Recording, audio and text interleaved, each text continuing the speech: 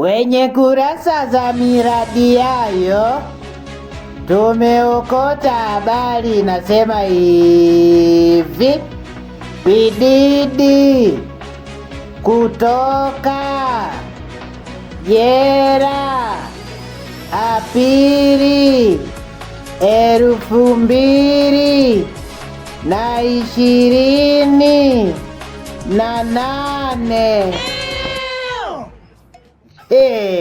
Yani jamani, wasanii wetu wapo hatarini kwa kweli. Yani comeback of Bididi, return of Bididi.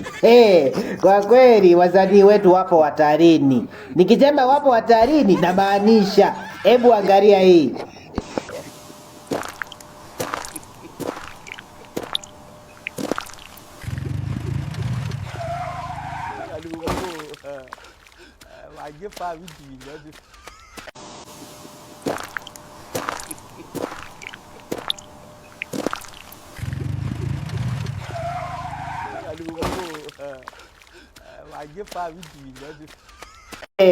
Sasa nafikiri umeshanielewa kwa uzuri ninaposema wasanii wetu wapo hatarini.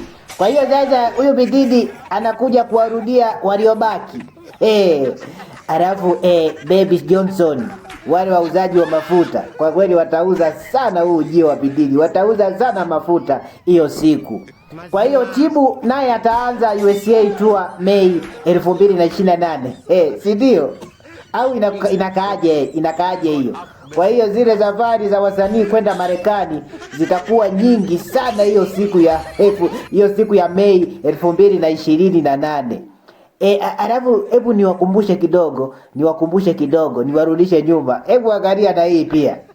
Ya kweli tulienda kwa Didi nafikiri siku moja kabla ya siku ya uhuru wa Marekani. Tulikuwa kwa Didi usiku, tulienda tukakaa, kuna vitu tukafanya, kuna mambo tunafanya, alafu sema alofanyika kwa uwezo ya kuposti kwa sababu yana feature inayoendelea mbele.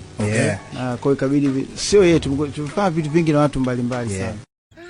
Sasa wane usisahau kulike, kucomment, kushare na kusubscribe akaunti yetu ya Ndui Media. Asanteni sana ndugu watazamaji.